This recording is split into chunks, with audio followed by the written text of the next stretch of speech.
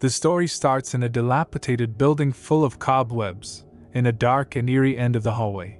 A student stood in silence while reading something. He suddenly felt frustrated, overwhelmed, throwing the book away. As he slouched down, he exclaims of reading too much to bear. But a dark figure with hard footsteps could be heard outside the room. He suddenly got the bad feeling about the situation. It seems for far too long he knew she was there the whole entire time. A dark figure nearing closer gave him a scare. As the door opens, a figure of a woman appeared. With a wary look, he asks if it's possible that she could take it easy on him, as he would deeply appreciate it. The woman whom he was talking to didn't answer and could only show her fangs, immediately biting down upon the man. As he slowly gets ravaged by the woman, he seems to ponder of the situation, as he was sure enough that this wasn't enough for her. We transition back to the present, where he ponders of the first meeting he had with this monsters. It was at the start of the summer of his first year after he left his hometown. That night he seems to awoken from a noise coming from the air conditioning unit. He suggests it was clogged. Upon investigating, he was horrified to find out a bunch of legs of a spider seems to be crawling inside and making that noise. In the morning he looks at the mirror distressed, as if he doesn't feel too good since he didn't sleep properly that evening. Upon going back to his room, he speculates that a creature with a size like that, it shouldn't come out or come in from the air conditioning, and finds it bothersome that it is still hiding inside whether he likes it or not.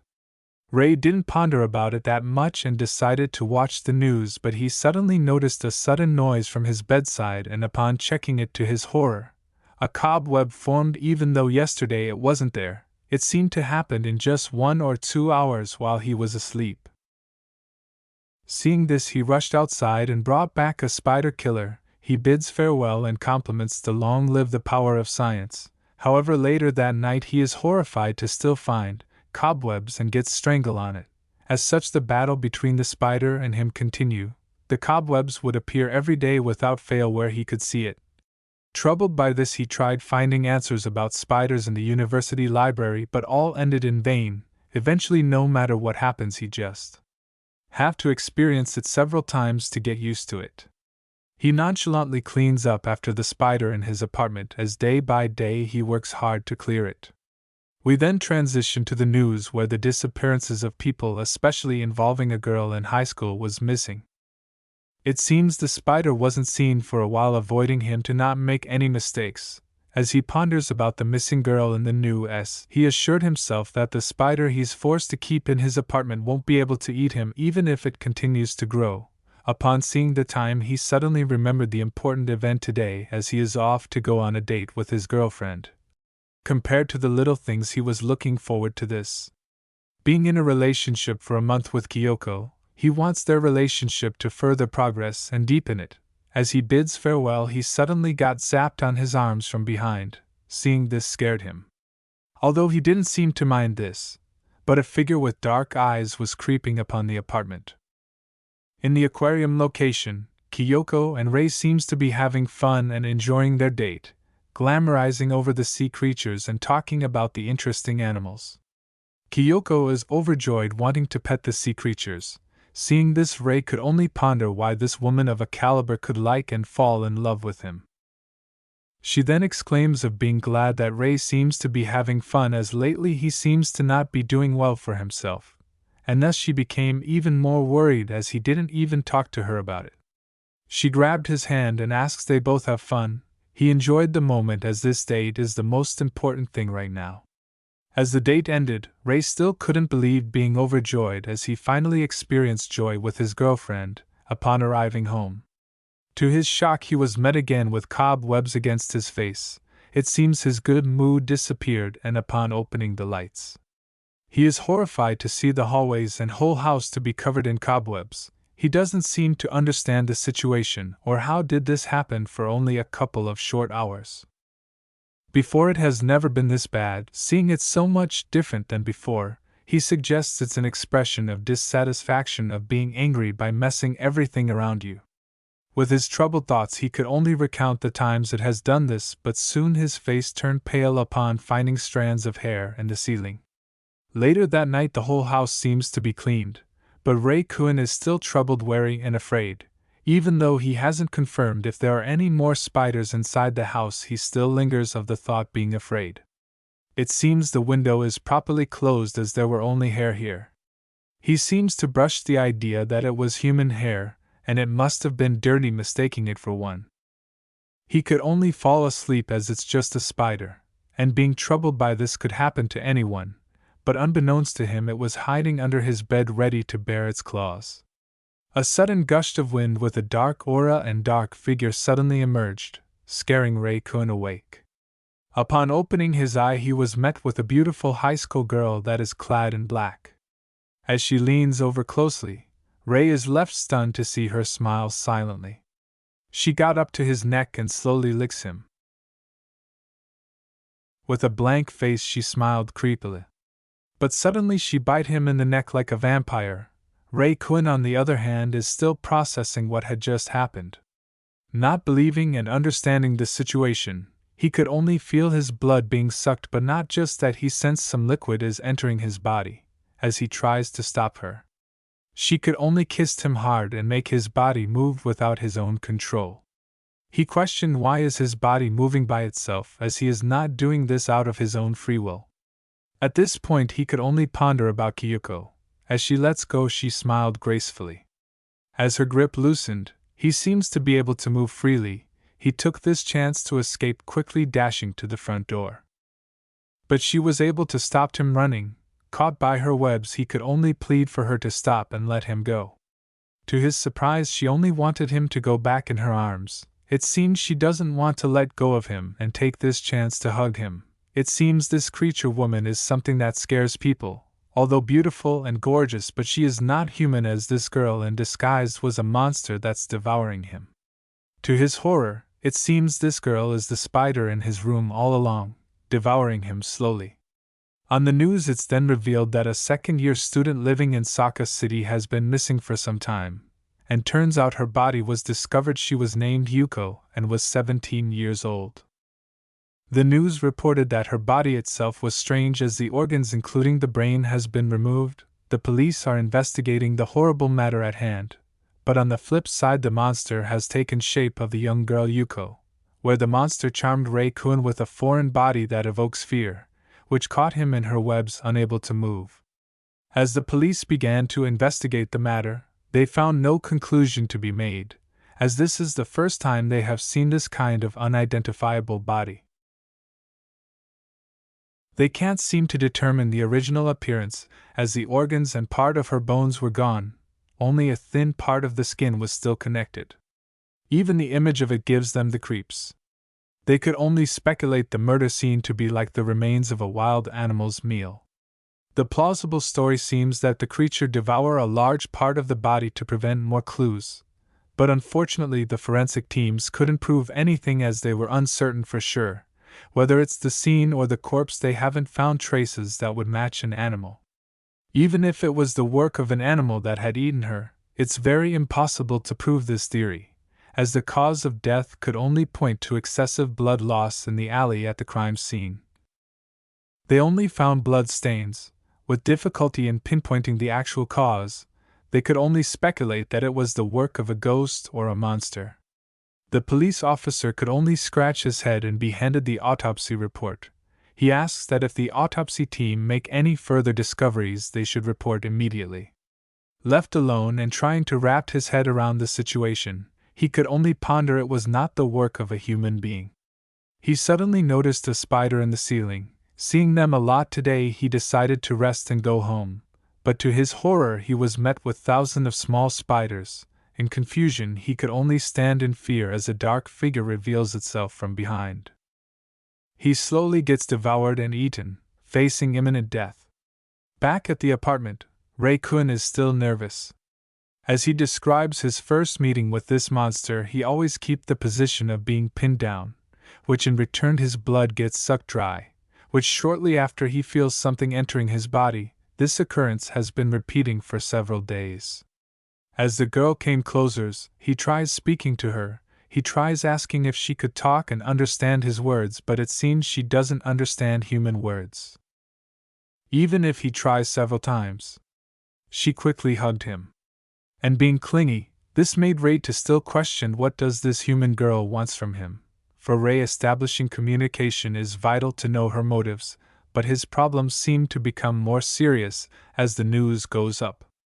It seems the high school girl in her second year has been found to be murdered, and at this point police is unable to determine the suspect. Ray, seeing the splitting image of the high school in front of her, he confirmed their appearance, and felt like his heart almost stopped as the girl who appeared in front of him had the same face as the victim. This left him puzzled, questioning the situation. He wonders if it's the victim's sister or someone who goes to the same school that looks like her. Even though if that was the case, this high school girl shouldn't be standing in front of him with such carelessness. Even though they are the same appearance and uniform. He seems to saw an image of a giant illusion of a spider standing over him, pulling him in as if his body belongs to her, and becoming more unable to rebel against her. As she smiled over him, he is certain that he is going to be devoured. Ray for the last few days showed no resistance towards this girl, but he seems to not have any means of escape. He tried multiple times to escape, but his body was manipulated by a mysterious force that brought him back to the room. He also tried to keep her locked out of his apartment. But no matter what he did, she would end up to her previous position. Even as the last resort of calling for help was pointless because she would hide. He is now stuck, finding himself to deal with this monster every single day, smiling while embracing him. He could only wonder what's her intentions, as whenever she sucks his blood, it seems she is drawing energy from it. He suddenly got the intense mouthful but was interrupted as Kyoko called, abruptly interrupting the moment. The monster girl could only stand in a gaze as he picked up the call. Kyoko scolded him, questioning why he isn't going to school these past few days. He didn't even respond to her messages as his friend was also worried about him this whole time. Ray could only come up with excuses of being sick and didn't want to worry her, but it seems she gets frustrated when he doesn't let her know. But on the other hand, he didn't want to lie to Kyoko as it would be impossible to explain the situation. Kyoko also revealed being near his apartment, and would shortly arrive. Hearing this made him worry, but she was worried and would be staying with him today. He exclaims on the phone she doesn't need to come. As if she came over here and now she would meet this horrible monster girl. But to his surprise she was already in front of his apartment door already, and is planning to stay the night at his place. As she entered, she insists on making lunch for him tomorrow. He tries stopping Kyoko, but she became interested. She ponders if he was looking at lewd stuff, peeking inside his room. As she barges in, she wants to know more about his taste. Ray could only exclaims that his room is very dangerous. But the monster girl wasn't there and abruptly disappeared. That night Ray could only ponder where she went, and if she instinctively hide when another person is near her prey. As Kyoko finished her bath, Ray tries calming down, reading about the cases of serial murders. It seems the culprit was innocent and was released, giving the people worry. As they talk more about the victims, Ray could only ponder about the monster girl. She also suggests using the same bed as his, which leads to the moment they sleep side by side. Ray suddenly realized this is a normal thing for lovers to do, but because of the monster girl he became extremely vigilant about this situation. As they lay in bed, Kyoko apologizes for forcing him to sleep with her, as she was worried about him despite his condition. Ray tries to clear things up with her understanding, and revealed that he was just a little depressed. Kyoko assured him that it's alright to be so, and asks if he wanted to do the deed today. As she leans in closer, she reveals dating for a month now. She closes in and puts his hand on her chest, but Ray seems to be shocked in fear, as he can't do it right now due to the reason that the monster girl appears at a time like this. She stands firm behind them. As he observes her hand reaching out, she grabs Kyoko, exclaiming the monster girl to stop what she is about to do. As he vividly shakes, he apologizes in fear, but after a brief moment he no longer sees the monster girl. But his actions left Kyoko to go home and apologize, wanting to freshen up her thoughts. She revealed that it's true that things are still too early as it's been a month. Ray-kun wanted to clear things up, but Kyuko only hopes that he doesn't hate her for what she almost did selfishly. She exclaims of loving him deeply, which Rei-kun also expressed his feelings of being happy and loving her wholeheartedly, but his words were stopped with a kiss of assurance, bidding farewell and seeing him at the university soon. This left Rei-kun to be even more depressed, apologizing from the bottom of his heart, which he then questioned what does the monster girl wants from him. With no words, she leans in closer and asks Rei-kun to look into her eyes closely. That night Rei-kun got devoured again. On the other hand, Kyuko is hurrying back home, being glad her boyfriend doesn't hate her at all, but she suddenly noticed a spider web latching on, and upon looking around she could only ponder of not wanting to be a sticky girl. Early in the morning Rei woke up once again as the Yandere monster girl hugs and looks at him with a pleasant smile. Remembering last night's situation, he treats the monster girl harshly, but this left him depressed as he needs to apologize to Kyuko for his actions last night. The Yandere monster girl, being ignored, could only try controlling his body, leaving Rei-kun to never know what she's thinking and who she is and her true purpose. He doesn't even know what she's injecting into his bloodstream. All these questions piled up, and wonders how long is this going to continue as he needs to investigate her true identity. Upon checking his fridge, he is left with no food, as it has been weeks since she arrived, and sucks his blood every single day, which would result on his death if he runs low on food. Fortunately, the monster Yandere girl doesn't seem to hate him, which he could probably go outside if he begs. Rei-kun immediately tries this, exclaiming of not going to run away or hide, as he only needs to do his shopping in order to live, but she doesn't seem to understand, as his words probably didn't reach her comprehension. This left him with no choice to show a map of all the things he needs to buy, but upon trying to kick her out she just came back as usual. He tries to calm down and get an idea to go out, which in the end he managed to bask in the sun and be outside. He then tried inviting her, but she disappeared like smoke and never showed herself again to anyone but him. In other words, if he goes out with other people, she isn't there to stick around. Upon being in the supermarket and finding food, a familiar voice could be heard calling out, as Junya greeted him as it has been a long time. Rei-kun was invited shortly into Junya's place to drink and enjoy. Junya is also worried about him, but Rei-kun is glad that the monster Yandere girl didn't follow him all the way here. Junya, on the other hand, could only question his relationship with Kyuko and happily drink beer. He also revealed ruining everything, which Junya tries cheering him up as a love expert, mending his sad broken heart. As their time goes by, he seems to enjoy their time together. As Junya left shortly for cigarettes, he teases Rei that he could read Lewd magazine. Upon looking outside the balcony, a guy with a guitar suddenly started playing music. His mind seems to ponder of finally understanding that the monster Yandere girl won't reveal its appearance in places with many people. As long as he finds himself with someone, he may find himself safe, as she won't show up. Upon finding his heart at ease, he is horrified to discover a spider on the railing. As Junya got home, he was shocked to notice on Junya a bunch of cobwebs which he seems to got caught. Rei-kun tries assuring himself, but his face suddenly looked pale, which Junya pointed out that he doesn't seem to look good at all.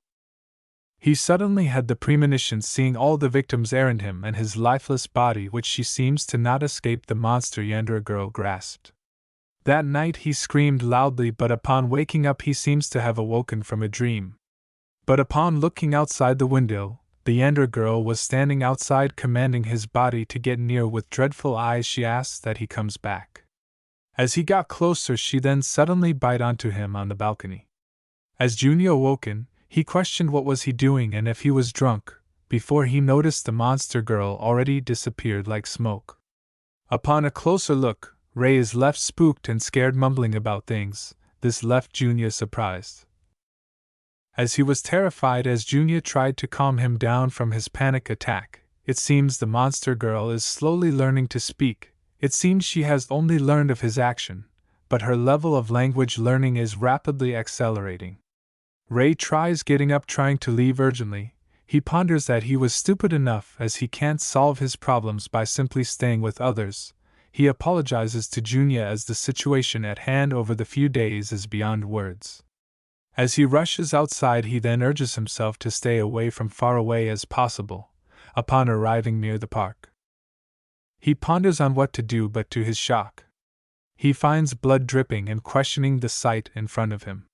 He is horrified to discover the lifeless body of the guitar guy earlier being hung. He became sick seeing this, which Junya shortly arrived as the monster Yandere girl seems to have something to do with this. We briefly cut to the situation as Ray is with his uncle eating hot pot, upon questioning if his uncle has any news lately. His uncle could only point out that it's a real serial killer, and they still have no way of catching the suspect.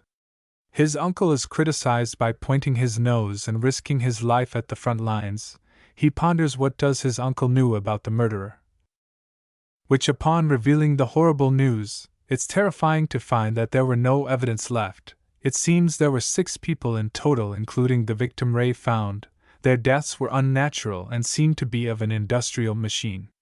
The second one includes reports that her internal organs were removed, as the victim's body was preyed on from a kind of creature. Ray, hearing this, became wary all of a sudden. As his uncle continued explaining the details, they could only claim if it's the result of a ghost attacking humans or even then monsters. The bodies ended up in the worst possible way, as the third one had cuts on the arms and hands. The fourth was also the same, but in a ritual way. And on the 5th victim it was precisely cut. Which leads to the 6th victim where it was hung. Ray questioned if the murders were committed by the same person, as it doesn't make any sense, pointing the link with the murder and 2nd victims. All the victims after the subsequent murders turned out to be similar to Yuko's case, as their organs were removed. It seems they target the important key parts of the bodies. His uncle could only reveal not knowing the motives behind these, if it's a mad killer or a pervert. He asks for a break as he also doesn't know if it's a ghost or a monster. Ray could only ponder that the monster Yandere girl is hiding as soon as his uncle arrived, which points that she must be hiding somewhere. But he ponders that the monster Yandere girl must be outside again hunting for its next victim. As his uncle was about to dig into the hot pot, a phone suddenly rang. With urgency his uncle answered, but was in disbelief hearing the contents of the call. His uncle apologizes for rushing out and immediately heading out. With a horrid face he soon revealed that the 7th victim has been discovered that night. As morning arrives, Ray-kun still ponders about his uncle's words of worry about him, and wishes to invite his relative to go out and eat. He also apologizes to his uncle Daisuke. Even though he can't reveal anything on his end about the murder case happening, as the monster Yandere girl might be connected to the murders. As he comes back to the kitchen, she once again appeared, finding her to look oddly confused. Upon gazing on him, she smiles pleasantly and hugged him tightly. Ray-kun still looks at her blankly with interest as to what she did before she came here. He ponders if it was all just a coincidence, as when the neighbor was found dead, and the 7th victim being gone, the Yandere monster girl trace was nowhere found, even though he doesn't have any evidence to confirm yet. He doesn't know what actions he should take, with the last option standing if she hurts his loved ones. He won't hesitate to end her life. His hands trembled in fear, but as she put her fingers on his lips, he got pushed down as if the spider's figure was standing over him, trying to devour and overpower him. As she kissed him, Ray-kun imagines Kyoko's lips and her warmth, but with this feeling he also felt his consciousness. His urges soon took over his body's action. As his hands tremble, he could only ponder when did this all start being manipulated by the monster Yandere girl in front of him, mimicking what lovers do to each other. He seemingly can't fight it as his body went autopilot. The Yandere girl was trembling with joy feeling and seeing this. As he tries to embrace her fangs, he doesn't know what to do anymore with this woman, as he could only submit to her bites and advances. Back at the university club room, Junya visited Kyoko as she was painting. He came over to discuss things with her as it seemed serious. Junya soon revealed about his meeting with Ray, and on the way he invited him over for drinks over at his house. But as the situation progressed, they encountered the victim of a strange murder. The police were already done of the questioning, but the worst was the condition of Rei-kun. Junya wonders if she doesn't think it's strange that his condition and complexion became worse. Kyoko also felt a little strange about him these past few weeks, as usually when someone visited and entered your room, he became tense and behaviors like that didn't happen. But she always felt she can't calm down. Junya suggested that it doesn't seem to be bad health that affects his mind, as the day when he met Rei, at first it seemed like something was liberating and he looked so happy. But he doesn't know why he became afraid all of a sudden. Kyoko suddenly exclaims he is right, especially when she attacked Rei in bed. Brushing this off, Rei suddenly became strange and became terrified of something. It seems this strange behavior of Rei starting 2 weeks ago. Kyoko agrees as it happened to be the day the third victim of the strange murder occurred. Kyoko understood the severity of the situation and wants to confirm the situation by doing to Rei's apartment again. Junya agrees that it's best to check up on him once in a while, as somehow if they don't run into him regularly to see him, he would just pop out and just disappear. It seems this is the only action they could take now. Junya suddenly noticed her painting, explaining the color of it being dark and the expression of air. As she discussed over the details of her painting, Junya managed to caught the attention on the dark side of the club room. It seems it's the work of Fujitang, one of the students here, as he often paints the kind of eerie work about death and destruction, which Kiko finds strange and incomprehensible to her. Junya suddenly got shocked seeing the painting, as it was the same image as what they found on the playground where the 7th victim case occurred. With horror on his face, he questioned when was the painting created. Kyoko doesn't understand this very well as it's the first time she has seen it, but Fujitang seemed to create his artwork very quickly and was just recently finished. Junya immediately urges her to tell the contact information of this guy named Fujitang, as he might be connected with the recent murder cases on the news.